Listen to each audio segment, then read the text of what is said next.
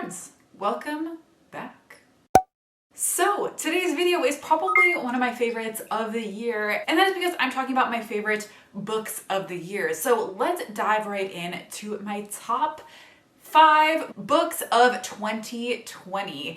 And this year I read, or last year I should say, last year I read 76 books. So these are my top 5 of those 76. And now this is in no particular order, but let's dive right in. So this first book is The Beauty in Breaking. And this book, I have to say, was just a beautiful, beautiful, beautiful book. So it is a memoir, and it's kind of a series of essays of this woman, and she's a doctor in Philadelphia, I want to say. So this is kind of like Grey's Anatomy meets Untamed meets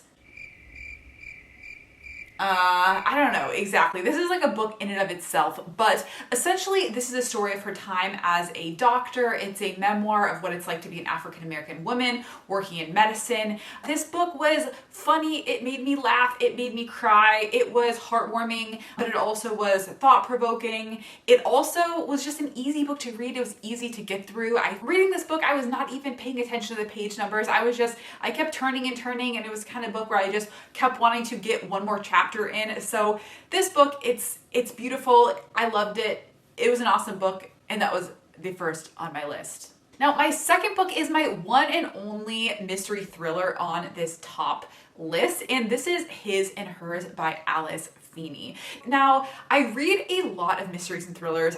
I believe out of the 76 books I read, 26 or 27 of them were mysteries and thrillers. So it is one of my favorite genres, but it kind of become more and more critical of mysteries and thrillers over time.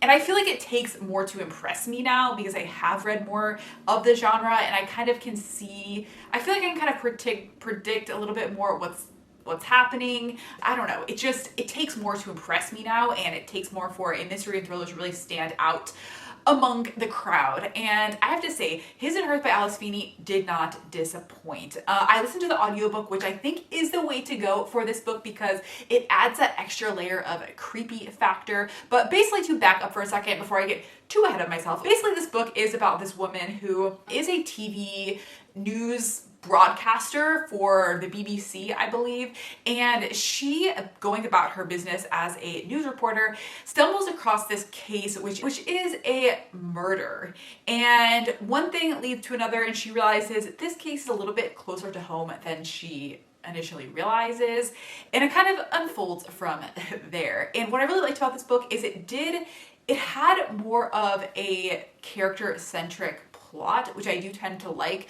with mysteries and thrillers. However, it definitely did not disappoint with the plot twists as well. I was surprised. The end of this book completely shocked me, and it was just, I would say, a perfect mystery and thriller. I really love this book. It was 5 stars, and that was the second on my list. Okay, the next book on the list is finally one that I actually have in person, and that is An American Marriage by Terry Jones. And this book, it came out in 2018, so it's not a new release in 2020, but I read it for the first time this year, and I have to say, this is another just very beautiful, well-written book. It is more of a literary fiction type of book. Basically, what this book is about, it's about this newlywed couple, and shortly after they are married, the husband ends up getting arrested for a crime that he did not commit. And the book follows their love story and their challenges in their marriage as he's arrested, as his time in jail, and a lot of the book is actually letters back and forth between the couple. And it's just beautiful. It's heartwarming, but it's also sad and kind of melancholy. And it is just a classic. I think this book will one day end up being read in not history, in English classes, because it just felt like a classic, if I do say so myself. I would highly recommend it. Okay, this next book is another book that did not come out this year, but I read it this year, and I actually read it for a second time this year. The first time I read it was a few years ago, and this book I think came out 5 or 6 years ago, but this is The Life-Changing Magic of Tidying Up. And I bet a lot of you guys have read this already. As I said, I have read it before myself. I feel like the title speaks for itself. The life-changing magic.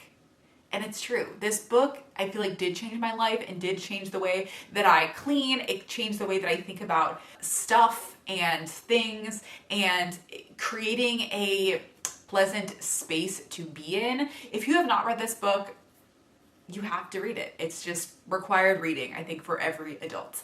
And it definitely is a little bit more of like new agey, kind of like look at your items and think like, does this bring you joy? But I was here for it, you know? And this book, I feel like every year or two I just have to reread this book because it's such a classic. And if you have a problem with accumulating stuff and you're looking around your space and you're like, I don't know, I just don't feel joy being in this space, then you need to read this book. Anyways, moving on. So the next book that made it to the top of my list was, okay, I feel like this happens to me every year and I always have this like recency bias that comes in when I'm making these videos. This was the last book that I read of the year of the 76, but I feel like it was just really, really good. And this is Caste by Isabel Wilkerson. This book is, I talked about this more in my last reading wrap up for December, but this is a book where the author Isabel Wilkerson, she basically makes this case that the American racial system of basically white people being like the upper caste and black people being the lower caste, it's not just a matter of racism, it's not just a matter of prejudice, but it truly is a caste system in its truest form. And this book really opened my eyes thinking about race in that way. And prior to reading this book, I had never thought about race like that. I never thought of America having a caste system, but this book completely convinced me of that.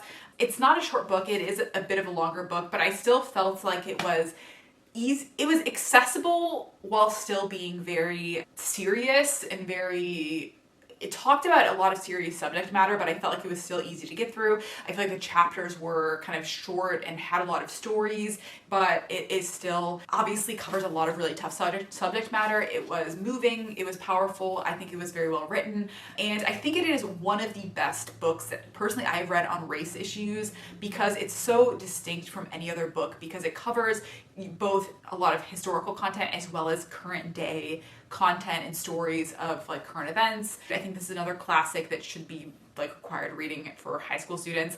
Definitely pick it up if you have not already. And so yeah, that was it. Those are my top books of 2020. If you're interested in hearing my bottom least favorite books, that will be coming up shortly if I haven't posted already. So definitely subscribe if you want to be first to know when that comes out.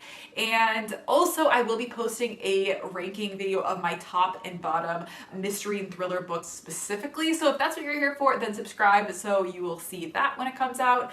And that's it. Bye guys.